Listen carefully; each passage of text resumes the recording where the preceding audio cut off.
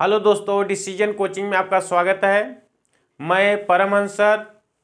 आज हम लोग चैप्टर जो है संख्या पद्धत है, नंबर सिस्टम, सभी कॉम्पिटिटिव एग्जाम में बहुत महत्वपूर्ण ये टॉपिक है। इसी के बारे में हम लोग आज पढ़ेंगे और जानेंगे। संख्या पद्धत, संख्या पद्धत, इसी को नंबर सिस्टम कहते हैं।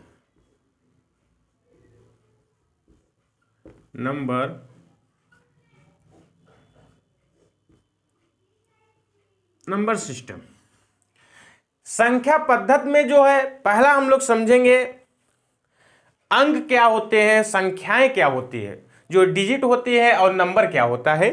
पहला पॉइंट हम लोग का यही रहेगा। जो हमारा अंक होता है, अंक, डिजिट्स, जो अंक होता है वो आपका जो होता है, संख्याएं भी लिख दें, संख्याएं, नंबर। जो हमारा अंक होता है वो 0 से लेके 9 तक होता है। क्या होता है? 0 से लेके 9 तक।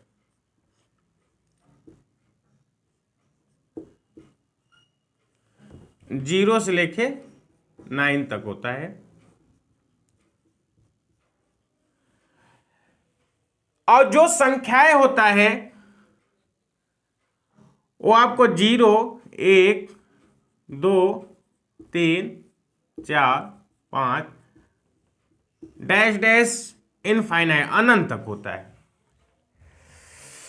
आप कह सकते हैं या हम लोग कह सकते हैं सभी जो अंक होती हैं वो संख्याएं हो सकती हैं। सभी अंक क्या होंगे? संख्याएं होंगी। लेकिन सभी संख्याएं अंक नहीं होंगी, क्योंकि हम लोग को पता है अंक क्या होता है। 0, 1, 2, 3, 4, 5, 6, 7, 8, 9, टोटल हमारे अंक कितने होते हैं? सिर्फ 10। और जो संख्याएं होती हैं वो अनंत तक होती हैं। तो इसलिए हम लोग कह सकते हैं कि सभी जो अंक होते हैं, सभी जो अंक होते हैं वो संख्याएं हो सकती हैं। सभी अंक संख्याएं हो सकती हैं, लेकिन सभी संख्याएं अंक नहीं हो सकते हैं। डायग्राम से जैसे हम लोग देख लेते हैं। मान लीजिए हमारा क्या है, ये हमारा डिजिट है, अंक है, और ये हमारा क्या हो जाएगा? नंबर हो जाएगा, नंबर। तो आपके जैसा हम लोग यहां पे नंबर का एक बड़ा वाला नंबर है, बड़ा वाला क्या है? नंबर है, और इसके अंदर क्या? डिजिट। तो सभी हमारे जो है नंबर में, संख्याएं में डिजिट आ जाएंगे, लेकिन सभी डिजिट में संख्याएं नहीं आएंगी। तो ये क्लियर हुआ। आपसे कोई भी पूछे कि अंक और संख्या में क्या होती है, तो आप बता सकते हैं 0 से लेके 9 तक जो होते हैं वो अंक होता है, और 0 से लेके इनफाइनाइट तक जितने भी होते हैं वो हमारे क्या होती है? संख्याएं होती है। अब इसी के आगे जो है हम लोग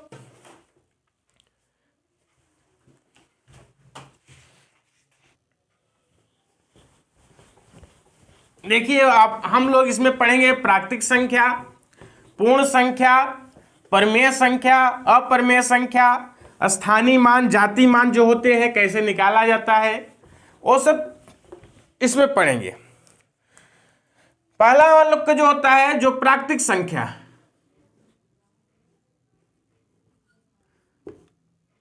प्राकृतिक या प्राकृतिक,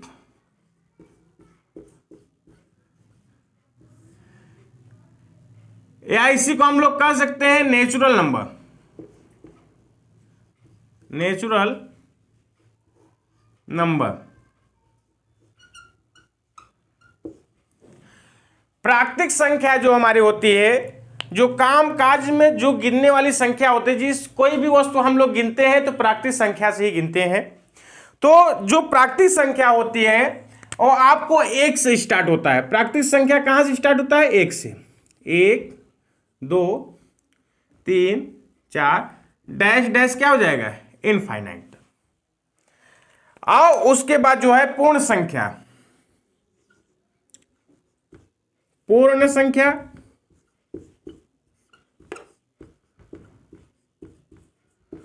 जो पूर्ण संख्या होती है, होल नंबर,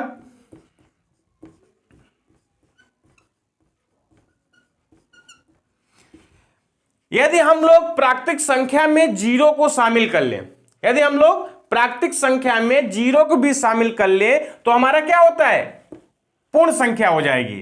क्योंकि इधर देखिए हम लोग जो है 11 बना लेते थे, 12 बन जाता है, लेकिन हमारा 10 नहीं बन पाते क्योंकि यहां पे जीरो है नहीं। तो जीरो जिसमें आता वो संख्या न बन पाती, वो तो क्या था, अपूर्ण था। तो इसीलिए जो पूर्ण संख्या होती है, यदि प्राकृतिक संख्या में जीरो को शामिल कर लिया जाता है तो हमारा क्या हो जाता है, पूर्ण संख्या हो जाता है। तो आपको 0, 1, 2, 3, 4, 5, 6 डैश डैश इनफाइनाइट तक, डैश डैश क्या हो जाएगा, इनफाइनाइट तक। तो आपको प्राकृतिक संख्या जो होती है 1 से चालू होती है, और हमारा जो पूर्ण संख्या होता है वो 0 से भी शामिल होता है या 0 से स्टार्ट होता है। अब इसमें देखिए जो मेन पॉइंट होता है उसको हम लोग देखेंगे। इसमें आपसे पूछ लेता है परीक्षा उपयोगी जो बातें हैं, इसमें पूछता है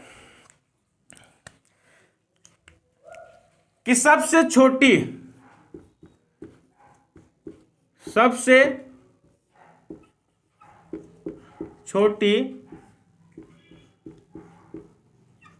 प्राकृतिक संख्या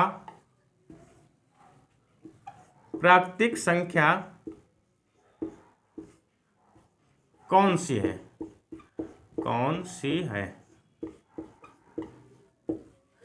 तो सबसे छोटी जो प्राकृतिक संख्या हमारा 1 हो जाएगा।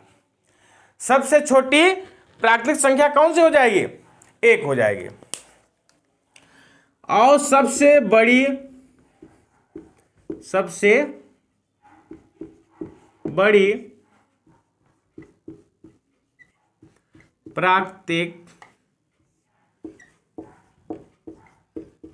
प्राकृतिक संख्या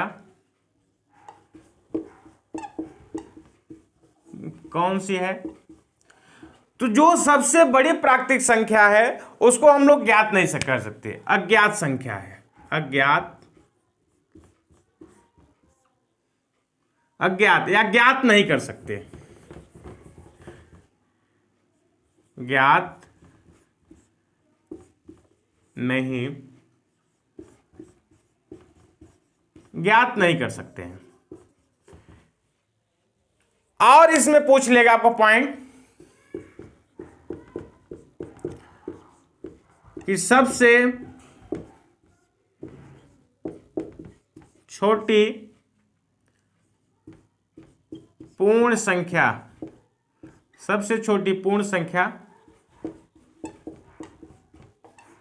कौन सी है। तो सबसे छोटी जो पूर्ण संख्या होगी वो कौन सी हो जाएगी, 0। सबसे छोटी पूर्ण संख्या कौन सी हो जाएगी, 0। और सबसे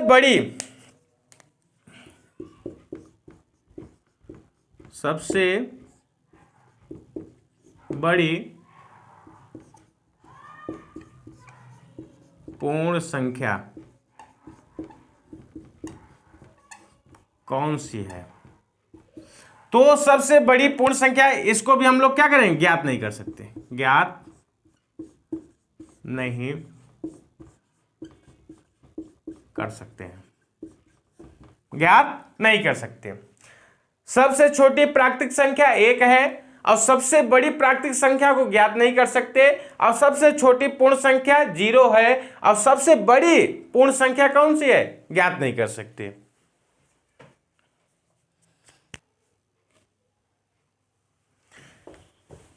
अब देखिए इसी में हम लोग समझ लेते हैं आरोही क्रम क्या होता है, अवरोही क्रम क्या होता है, असेंडिंग आर्डर और डिसेंडिंग आर्डर क्या होता है, इसी में हम लोग समझ लेते हैं।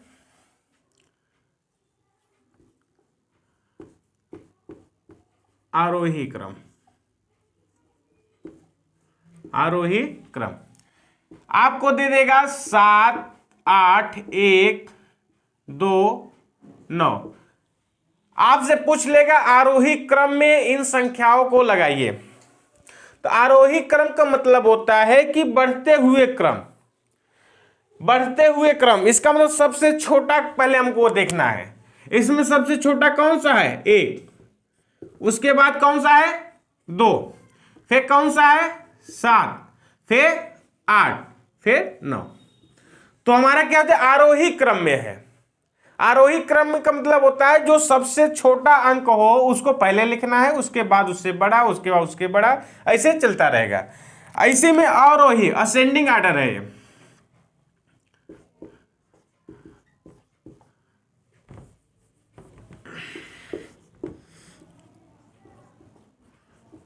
Ascending order. अब उसके बाद सेकंड होता है अवरोही।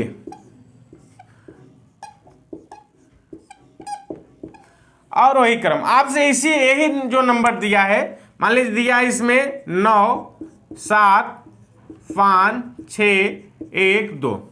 इसमें पूछ लेगा इन संख्याओं का अवरोही क्रम में लिखिए। तो इसमें देखना है कि सबसे बड़ा संख्या कौन सा है? 9 है, 9 को लिख लेंगे। उसके बाद कौन सी बड़ी है? 7। उसके बाद कौन सा है? 6, फिर कौन सा है? 5, फिर क्या है? 2, फिर 1। आरोही क्रम को जो है पहले सबसे छोटा अंक लिखना है, उसके बाद बड़ा अंक फिर से बढ़ते हुए जाएंगे। और अवरोही क्रम में जो होता है इसमें सबसे बड़ा लिखना है, उसके बाद उससे छोटा, फिर छोटा, फिर छोटा, इसे लिखते जाएंगे। तो आपको देखिए इसमें हम लोग आरोही क्रम और अवरोही क्रम को देख लिए हैं।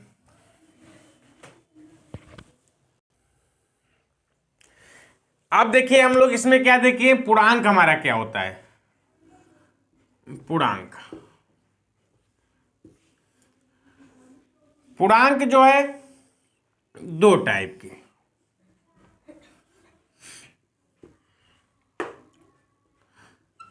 एक हमारा नकारात्मक या ऋणात्मक,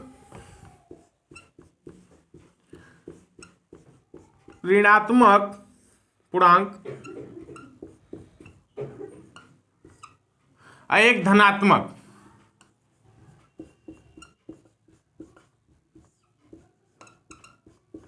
धनात्मक पूर्णांक।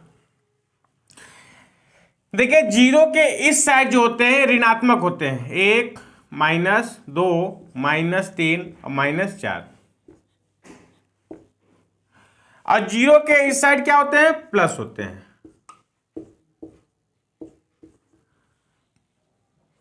देखिए जीरो के इस साइड जो होते हैं वो ऋणात्मक पूर्णांक होते हैं, और जीरो के इस साइड जो होते हैं वो धनात्मक होता है। आपसे इसमें कोई पूछे, क्वेश्चन कर सकता है कि जीरो क्या है? जीरो क्या है?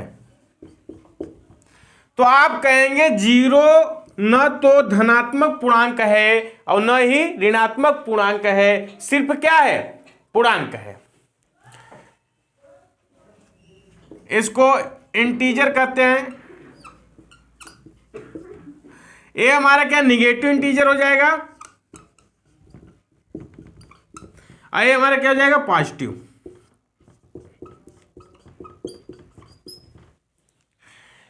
तो आपको यहां पे देखिए जीरो हमारा क्या है, क्योंकि यहां से हम लोग को पता चल जाएगा जिसमें माइनस लगा रहेगा वो ऋणात्मक पूर्णांक होगा, और जिसमें माइनस नहीं लगा रहेगा वो धनात्मक होगा। जो धनात्मक होता है उसमें प्लस लगता नहीं, वो छिपा रहता है।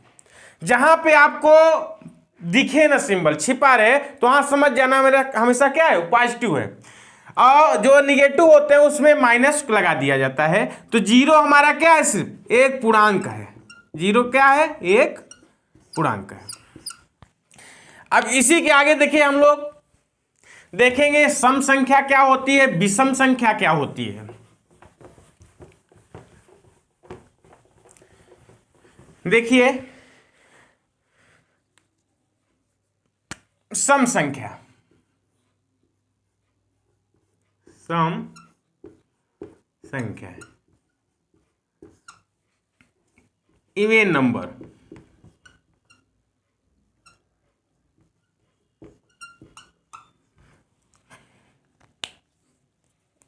जो संख्याएं 2 से विभाजित हो जाए, जो संख्याएं 2 से कट जाए या विभाजित हो जाए, वो हमारी क्या होती है? सम संख्या होती है।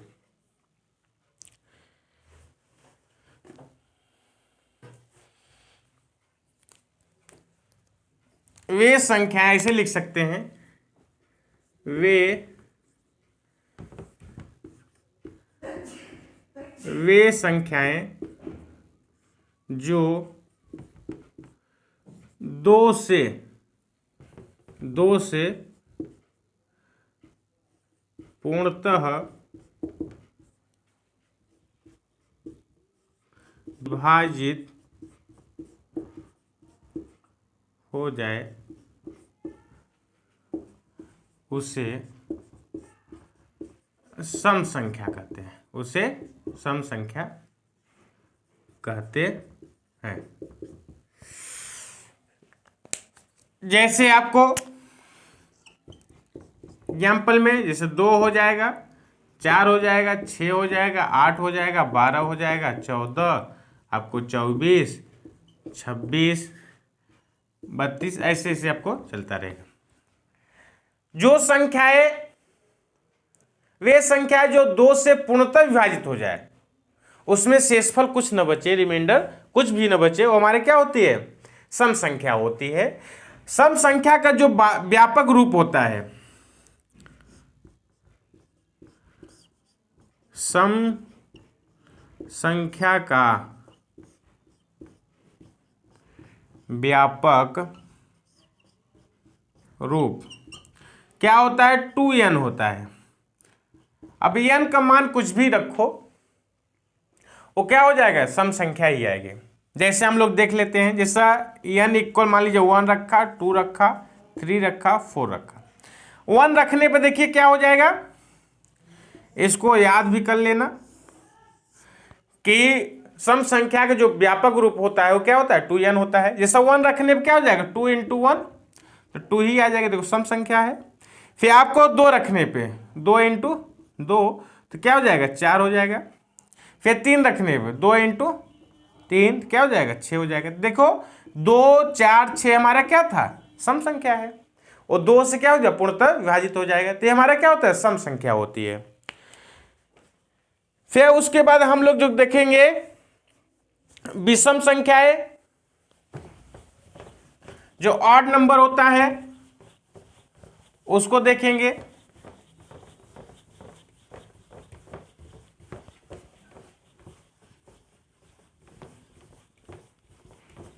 देखिए विषम संख्या,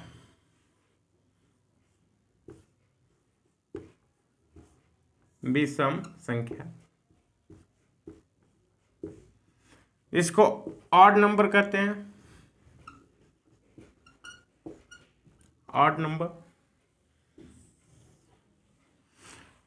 वे संख्याएं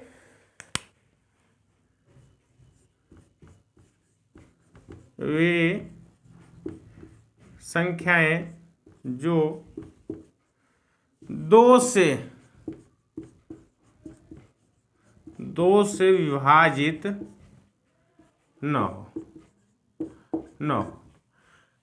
वे संख्याएं जो 2 से विभाजित न हो, वो हमारे क्या होते हैं? विषम संख्याएं कहलाती हैं। जो विषम संख्या का जो व्यापक रूप होता है, विषम संख्या का व्यापक रूप जो होता है क्या होता है? 2n - 1, 2n - 1 होता है। ये हमारा क्या होता है? विषम संख्या का व्यापक रूप होता है। अब जैसे n इक्वल हम लोग 1 रखते हैं, 2 रखते हैं, 3 रखते हैं, 4 रखते हैं, चेक करने के लिए। अब देखो n इक्वल 1 रखते हैं, पहले 1 - 1, तो 2 - 1 इक्वल क्या हो जाएगा? 1 हो जाएगा। ए भी हमारा क्या है? 2 से विभाज्य है? नहीं। 2 से विभाजित नहीं होगा, लेकिन 2 से बड़ा होना चाहिए। अब यहाँ देखिए 2 रखते हैं, तो 2 इंटू 2 -1, 2 दूनी 4 -1, तो 4 में से 1 गया, क्या हो जाएगा 3। तो देखिए ये 2 से विभाजित नहीं है, तो हमारे क्या हो जाएगा,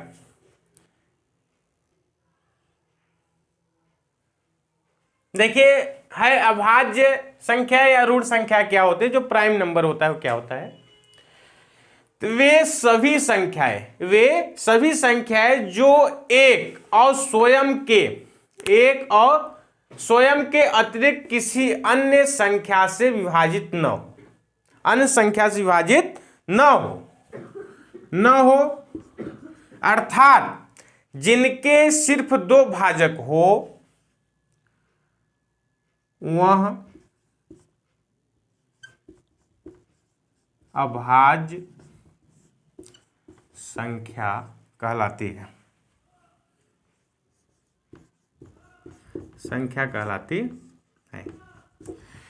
देखिए इसमें जो मेन पॉइंट है, पॉइंट ये कह रहा है वे सभी संख्याएं जो एक और स्वयं के अतिरिक्त, सिर्फ एक हो और स्वयं के अतिरिक्त किसी अन्य संख्या से विभाजित न हो, अर्थात जिनके सिर्फ 2 भाजक हो, वेरी इंपॉर्टेंट यहां पॉइंट, जिनके क्या हो, सिर्फ 2 भाजक हो, वह क्या कहलाती है, अभाज्य संख्या कहलाती है। जैसे देखिए, जैसे आपको 2 हो गया, 3, 5, 7, 11, 13, 17, 23, 19, 23, फिर उसके बाद 29, 31, 37, 41 और जो है हमारे क्या हो जाएगी, क्योंकि देखिए ये 2 जो होता है सिर्फ 1 से विभाजित होगा,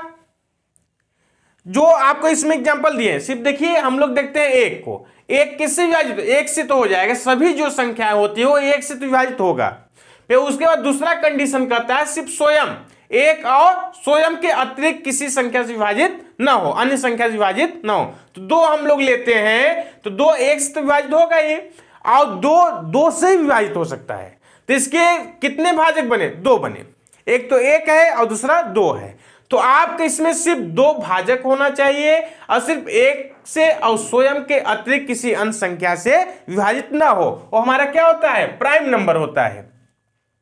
अब इसमें जो मेन पॉइंट आता है, सबसे जो परीक्षा उपयोगी जो बातें होता है उसको हम लोग को समझना है, क्या होता है देखिए।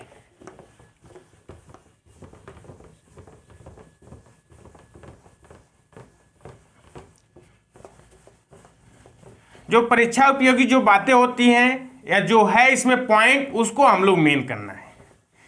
इसमें पहला पूछता है,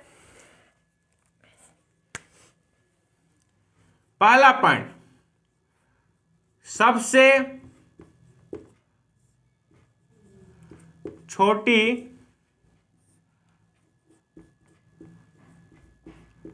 अभाज्य संख्या कौन सी है। फिर उसका पूछेगा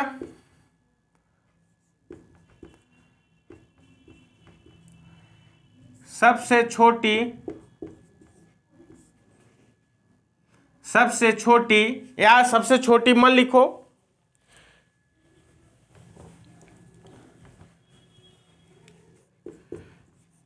एकमात्र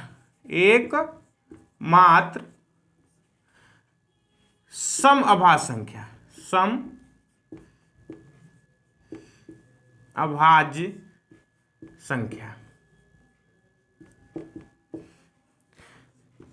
थर्ड पॉइंट,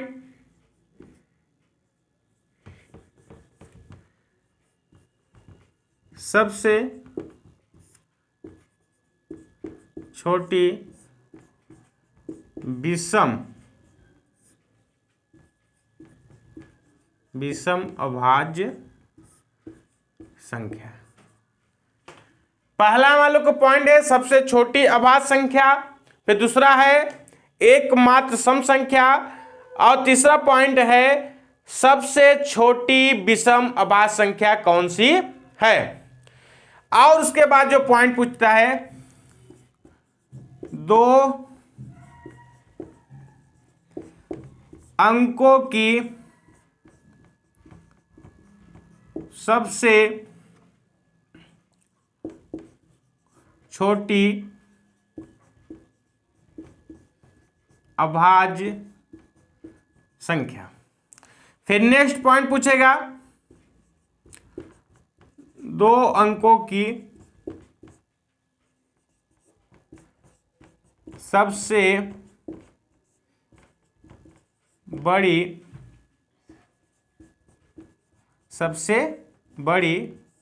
अभाज्य संख्या। फिर उसके बाद जो पूछेगा, 3 अंकों की सबसे छोटी अभाज्य संख्या। 3 अंकों की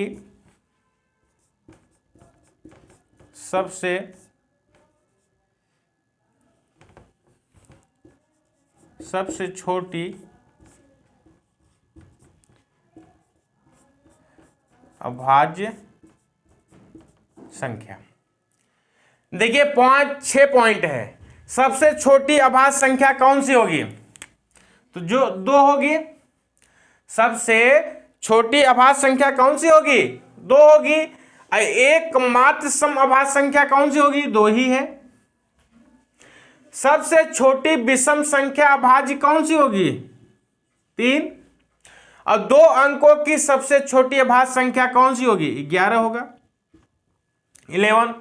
और 2 अंकों की सबसे बड़ी अभाज्य संख्या कौन सी होगी? 97, 97। फिर 3 अंकों की सबसे छोटी अभाज्य संख्या कौन सी होगी? 101। तो आपको जो अभाज्य संख्या के जो इंपॉर्टेंट फैक्ट होते हैं वो आपसे एग्जाम में पूछ लेता है। कॉम्पिटिटिव एग्जाम में पूछ लेगा, सबसे छोटी अभाज्य संख्या कौन सी है? 2। एकमात्र सम अभाज्य संख्या कौन सी होगी? 2। सबसे छोटी विषम अभाज्य संख्या कौन सी होगी? 3। 2 अंकों की सबसे छोटी अभाज्य संख्या 11 और 2 अंकों की सबसे बड़ी अभाज्य संख्या 97, 97 और 3 अंकों की सबसे छोटी अभाज्य संख्या 101 होगा। तो आपका ये जो टेट होता है, सुपर टेट होता है, जो शिक्षक भर्ती होती है, उसमें आपको ये सब क्वेश्चन बहुत ज्यादा पूछता है। पूछ लेगा एकमात्र सम अभाज्य संख्या कौन सी होती है, या आपसे पूछ लेगा सबसे छोटी अभाज्य संख्या कौन सी होगी।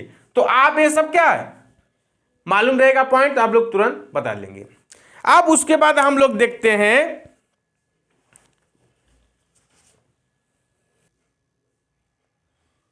देखिए उसके बाद जो इसमें क्वेश्चन बनता है, पॉइंट जो रहता है 1 से 10 तक, 1 से 10 तक अभाज्य संख्या कितनी है?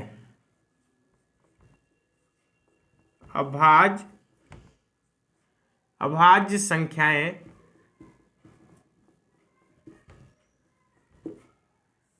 कितनी होती है? फिर आपसे पूछ लेगा 1 से 20 तक अभाज्य संख्या कितनी होती है? फिर 1 से 30 तक, 1 से 30 तक पूछ लेगा कुल अभाज्य संख्या। 1 से 40 तक अभाज्य संख्या कुल कितनी होती है?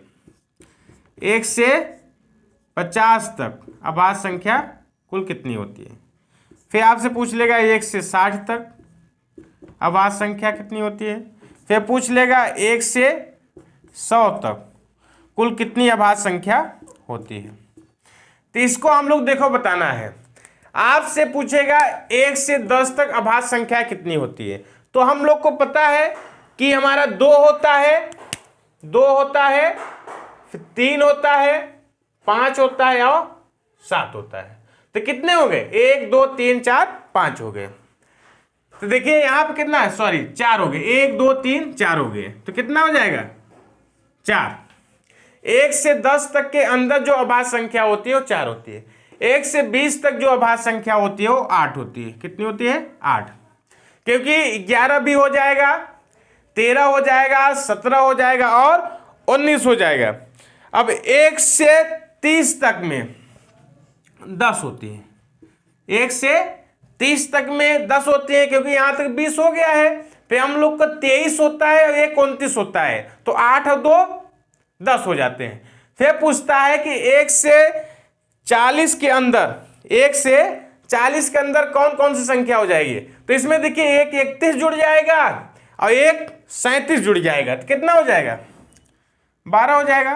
कितना हो जाएगा, क्योंकि 1 31 जुड़ेगा और 1 37 जुड़ेगा, वो हमारे 12 हो गए। अब पूछता है 1 से 50 तक कुल कितनी होती हैं, तो 1 से 50 तक हमारे कितने होते हैं, 50 होती है, ये सॉरी 15 होती है, क्योंकि 41 इसमें जुड़ेगा, 41 भी जुड़ेगा और 43 भी जुड़ेगा और 47 भी जुड़ेगा, तो हमारे कितने हो जाएंगे, 15।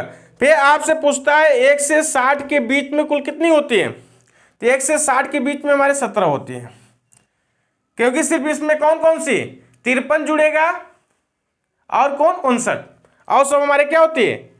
फिर आपसे पूछता है 1 से 60 तक, 1 से 100 तक में अंदर कितने होती है, तो 1 से 100 तक में जो होती है वो आपको जो होती है 1 से 100 तक में कुल कितने होती हैं, क्योंकि 15 यहाँ होती है। फिर 1 से जो हमारे 100 तक जो होती है वो 25 होती है, कितनी होती है, 25। और एक इसमें इंपॉर्टेंट पॉइंट पूछता है कि 1 से 200 के तक, 1 से 200 तक में कुल कितनी अभाज्य संख्याएं होती हैं, तो इसमें क्या होती है कि आपको जो है 47 होती है, 46 होती है, कितनी होती है, 46। तो ये सब जो पॉइंट है इसको आप लोग याद कर लेना है, इसको लिख लेना है और याद कर लेना है। अब उसके बाद यही पूछता है कि हमारे जो होते हैं 1 से 10 तक जो अभाज्य संख्याएं होती हैं, या लगातार 4 अभाज्य संख्याओं का योगफल कितना होगा, ऐसे भी पूछ लेगा। लगातार 8 अभाज्य संख्याओं का योगफल कितना होगा, लगातार 10 अभाज्य संख्याओं का योगफल कितना होगा, तो आपको वो नेक्स्ट वीडियो में बताया जाएगा। और आप लोग इस चैनल को सब्सक्राइब करिए, शेयर करिए और लाइक करिए। धन्यवाद।